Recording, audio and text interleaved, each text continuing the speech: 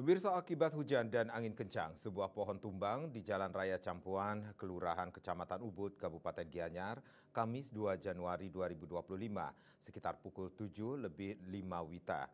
Pohon tumbang jenis pohon awar-awar berdiameter kurang lebih 30 cm tumbang melintang menutupi seluruh jalan.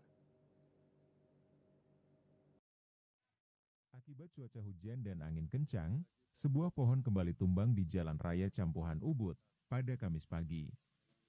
Pohon jenis awar-awar berdiameter kurang lebih 30 cm itu tumbang melintang menutupi seluruh jalan. Kapolsek Ubud, Kompol Gusti Nyoman Sudarsana mengatakan, tidak ada korban jiwa atau korban material akibat pohon tumbang tersebut. Pukul 8 WITA, personil Polsek Ubud yang dipimpin oleh Pawas Iputu Dharma Arta bersama anggota TRC BPBD Kabupaten Gianyar tiba di lokasi. Selanjutnya, secara bersama-sama petugas BPBD, dibantu personil TNI Polri, melakukan upaya pemotongan batang pohon serta membersihkan material akibat dari pohon tumbang tersebut.